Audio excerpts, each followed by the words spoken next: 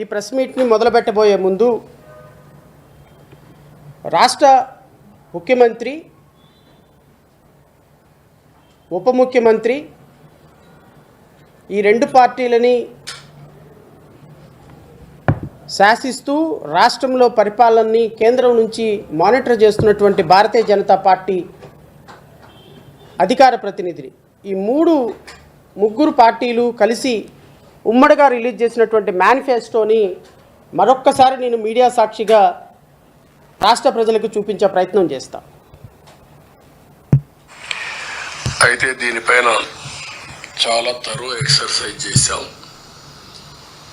ఒక పక్కన తెలుగుదేశం పార్టీ, జనసేన ఇద్దరు కూడా కూర్చొని తరో ఎక్సర్సైజ్ చేసిన తర్వాత బీజేపీ సూచనలు కూడా కొంతవరకు తీసుకొని మేము ముందుకెళ్ళాం. ఎందుకంటే వాళ్ళు అక్కడ ఎన్డీఏ నేషనల్ స్థాయిలో మేనిఫెస్టో ఇచ్చారు, కానీ రాష్ట్ర స్థాయిలో ఎక్కడ కూడా మేనిఫెస్టోతో వాళ్ళు అసోసియేట్ కావడం లేదు. అయితే దీనికి పూర్తి సహకారం అందిస్తారనే ప్రగాఢ విశ్వాసం, అదే మరి నమ్మకం.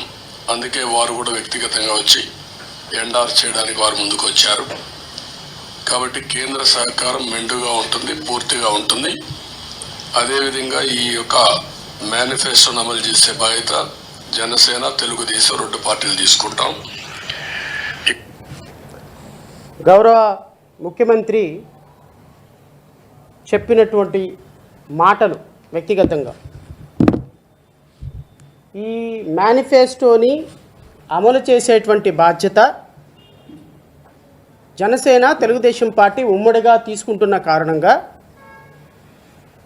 ఈ మేనిఫెస్టో 5.5 కోట్ల మంది రాష్ట్ర ప్రజలకి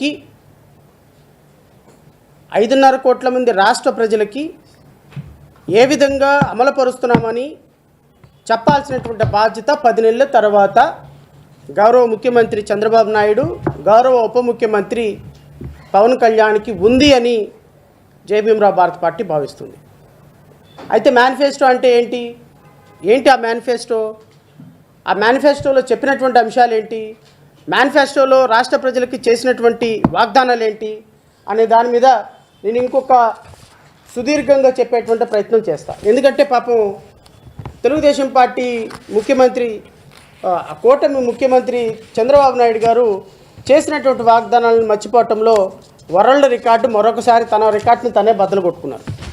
ఎందుకంటే ఆయన రాష్ట్రంలో ఇప్పటి వరకు 14 సంవత్సరాలు ముఖ్యమంత్రిగా పనిచేశాను, 14 సంవత్సరాలు ముఖ్యమంత్రిగా పనిచేశాను అని ముఖ్యమంత్రిగా పనిచేసిన ప్రతి సందర్భంలోనూ కూడా రాష్ట్ర ప్రజలకు ఇచ్చినటువంటి మాటలను తప్పటంలో తన రికార్డుని తనే బద్దలు కొట్టుకుంటా ఈ రాష్ట్రంలో, ఈ దేశంలో ఒక మంచి రికార్డు సృష్టించారు మనకి.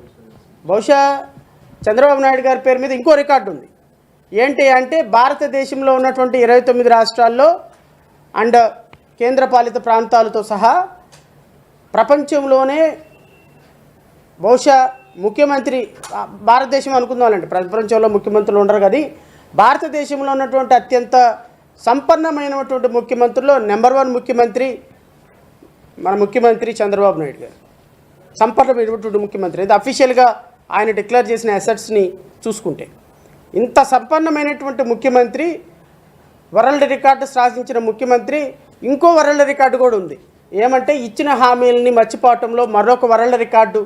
తన రికార్డుని తనే, హుసేన్ బోల్ట్ ఎలా అయితే తన రికార్డుని తనే బద్దలు కొట్టుకొని వెళ్ళిపోతాడో, అదేవిధంగా చంద్రబాబు నాయుడు గారు కూడా తను మాట్లాడినటువంటి మాటలు, ఇచ్చినటువంటి హామీలని బద్దలు కొట్టుకొని తన రికార్డుని తనే బద్దలు కొట్టుకొని ప్రజలను మోసం చేయడంలో వరల్డ్ రికార్డు మీద వరల్డ్ రికార్డు సృష్టించుకుంటూ వెళ్ళిపోయేటువంటి ఘనపాటి మన ముఖ్యమంత్రి చంద్రబాబు నాయుడు గారు.